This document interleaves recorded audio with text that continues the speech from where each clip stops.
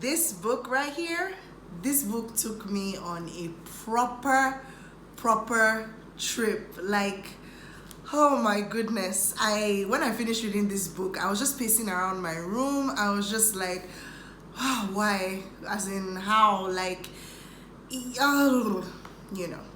Yeah, you get the point. Today I'm going to be sharing my thoughts on this lovely book. It's called Ogadinma, written by Ukamaka Olisakwe. So let's get started. Hi guys, welcome back to my YouTube channel. It's Rachel here. As always, hit that subscribe button so you never miss a thing. You can also like this video as well so that it is referred to other viewers who will watch it, and then you can also share the link of this book review to your fellow book lovers or people who are interested in this sort of thing. So like I said, today I'm going to be sharing my thoughts with you guys on this recent release. At least it was recently released in Nigeria anyways. It's called Ogadinma by Ukamaka Olisakwe. I had a lovely reading experience while I read this, and that's not to say that the feelings were lovely, but it was a lovely reading experience. I don't know whether you guys understand that. This book was sent to me by Masobe Books. I'm super thankful for that. So thank you guys so much for sending me this copy. I really enjoyed it, and of course I love the cover of the book. Like you guys know, I really don't care much for covers of books or how pretty they look, but I actually like this cover anyway. Masobe does a really lovely job in terms of picking out the covers, and I must commend whoever's job it is to pick out the covers of books that they publish. So well done, whoever you are. So the book is fiction. It's leaning towards what I will term it as literary fiction, and you know, it's called Ogadinma. I hope I pronounced it well, my Igbo brothers and sisters. I'm going to read out the synopsis of this book. Ukamaka Olisakwe's heart-wrenching novel tells the story of the naive and trusting Ogadinma as she battles against Nigeria's deeply ingrained patriarchal systems in the 1980s, a time of coups, food shortages, and religious extremism.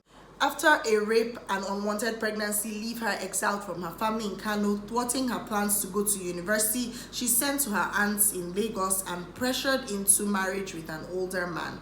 As their whirlwind romance descends into abuse and indignity, Ogadinma is forced to channel all of her independence and resourcefulness into finding her voice and strength in the face of abuse and cultural expectations. It basically just chronicles the life of Ogadinma as she, from the time I think she's 18 or so, or 17, maybe for a couple of years, and just chronicles what she has to go through. It's set in different locations, which I'm coming to, and just basically tells her story. I loved the way the plot was arranged. It was a lovely attempt for me. I know that as I read this book, I felt like I was found wanting a little bit in the way the plot was, because I'm one of those people who, when I read, I'm always wondering whether the plot is going somewhere. And from some of the books that I've read, I've learned that it's not every book that actually goes in one direction. A book can literally just chronicle someone's life and just basically show you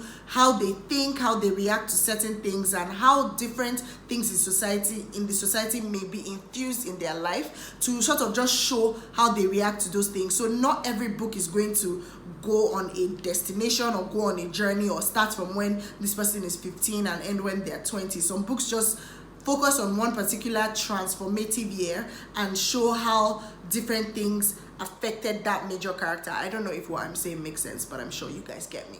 Anyway, so yes, so when I was reading, I was like, okay, so where is this going? After I read one particular major, maybe a part of the book, I'm like, okay, so where is this going? So what's going to happen? So this, that.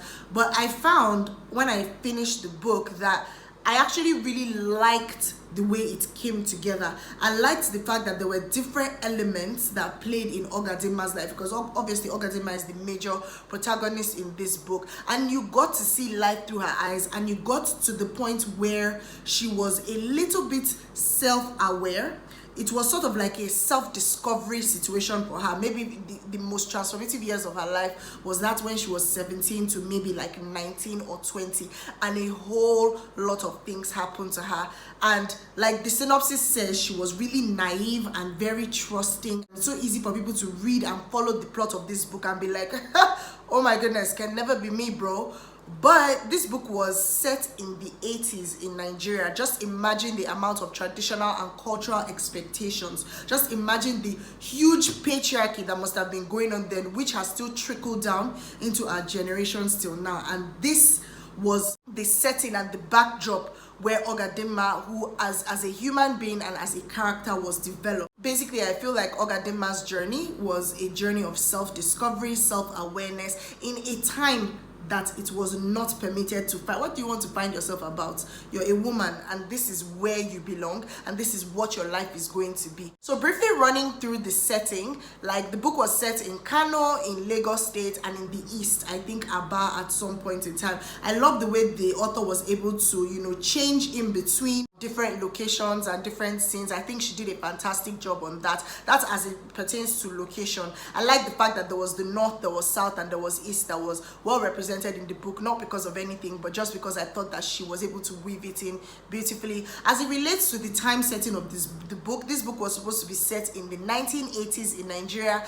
I didn't really feel that vibe. I felt like, yeah, there were some attempts to put in to show us that, yeah, there were heads of state at that time, or maybe that there's this war against indiscipline. A lot of political history that we are aware of. There was a way that the author tried to infuse that into the book, and like I said, it sets the backdrop for how Ogadinma's life basically turned out. Because, oh my goodness, in the 2000s now, like I said, a lot of people will be like, what?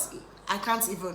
But a lot of people are still living the type of life that Ogadinma did. And yeah, in terms of the time being able to set the backdrop, yes, I really appreciated that. But in terms of me being able to feel that I was in the 1980s Nigeria, I didn't have that huge feeling. I wasn't thrust into 1980s Nigeria. I was played around here and there, but perhaps it could have been more infused. But if that was intentional by the author, then that's fine. But I thought in terms of location, she did an amazing job as well.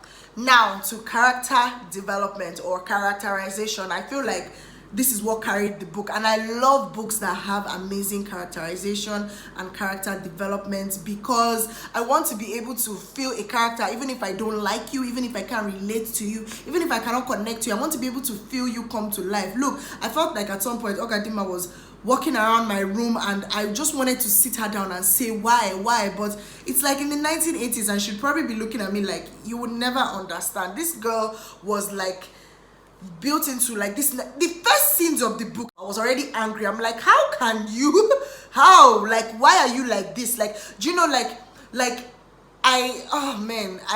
it made me coming down to understand, especially the first scenes of the book, the first few scenes, like the first 20 to 25 pages. Like, Ukamaka Olisakwe did not even waste time. She flew into what the book was about. And as much as the first couple of scenes to me I felt were a little glossed over, like, okay, this happened and this happened. At first I was like, why, Ogadinma, why would you know, but then I calmed down and I realized, I'm like, this person is 17. Like, now I'm looking at her through my almost 30-year-old eyes, and she's 17 and she's naive. In the 80s, when a woman's hope of going to school was literally second to none, like, and so any little opportunity you had to go to university, whether it was through a destiny helper or through a helper, you wanted to, you know, do whatever you could. And the book really shows how naive, how trusting she was, even when a lot of things happened afterwards. I really wrestled with my understanding of Ogadinma as a character. I know I was frustrated, I was angry, I felt so many things, but I had to keep on reminding myself that this is 1980s Nigeria, like 2000 Nigeria, and we know how we are still battling with the patriarchy is crazy. I just felt like if I could sit down and have a discussion with Ogadinma in the 80s and her now, I'm sure a lot of women have gone through what she went through, and they'll probably be like, had I known, but you know, as at then, if I knew better, I would do better. And the society can only allow you to flourish as much as where you find yourself. So look at the way I'm talking about her, like as if she's a real person. And that is just testament to how beautifully her character was written. Like, I found it hard sometimes to connect with her. I found it hard sometimes to understand why she was so, you know, like, why are you so quiet? Like, you can tell the things that she's thinking and what she wanted to really say, but then she's so, have you ever met somebody who is so pressured into being shrunk into like a little box, and who they are on the outside is totally different from who they are on the inside. Like if you had a proper conversation with them, you would be surprised at the things that will come out of their mouth because of how they've been so sucked into one little box. I can go on and on, but I felt like her character was really well developed and it took a life of its own. It was real, it was genuine, it was very, very, very relatable. Even if I wasn't born in the 80s, I still see some women who share their stories with me or who talk about these things even on social media and the mistakes that they've made, or just basically how the environment was when they were younger as teenagers, in terms of their goals and dreams as women, and in terms of just being made to, okay, you're a woman and your role is just to please a man. In terms of the other minor characters who were in the book, I thought that they were also well developed. You got to see them mostly through Ogadinma's eyes, even though the book was written in a third-person narrative. Tobe, oh my goodness, I can't even deal with that animal. I better not find him. Okay, he's not real. Let's move on. The writing style was done in the third-person narrative, and that made it easy to understand, easy to flow. It was a lovely one. There was dialogue, there was, you know, different things in it, but it was basically easy. I love when books are easy to understand, easy grammar, not too much big grammar up and down. The themes, like I said, they were heavy.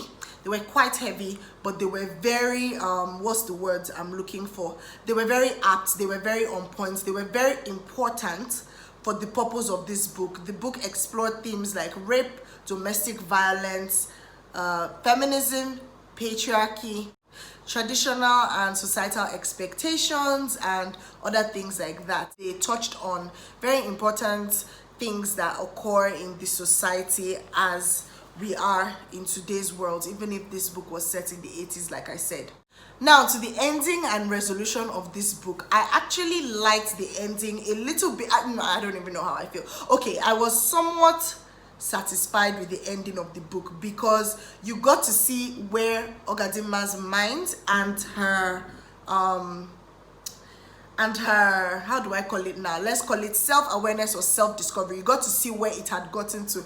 However, I was a little bit concerned for her because she became wild. But wild is like relative, right? Because I was like, okay, like, you know when somebody has been stuffed in a box for so long and the person suddenly has wings to fly, you will fly everywhere. So I was a little bit concerned for her. I was like, okay, darling, I understand that you've been through a lot, but please, can we, you know, take it easy here. But yeah, I mean, like I said, wild is subjective and wild is relative.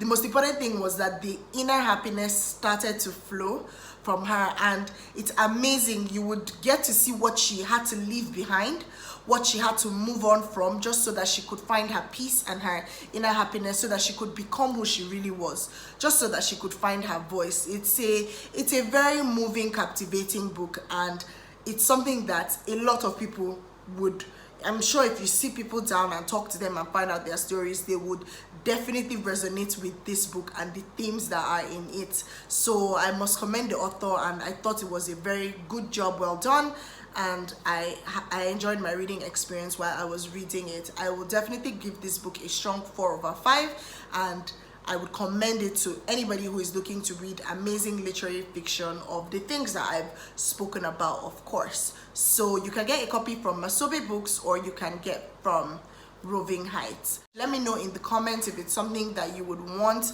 to read or if it's something that you've read, and I will see you in my next video. Bye.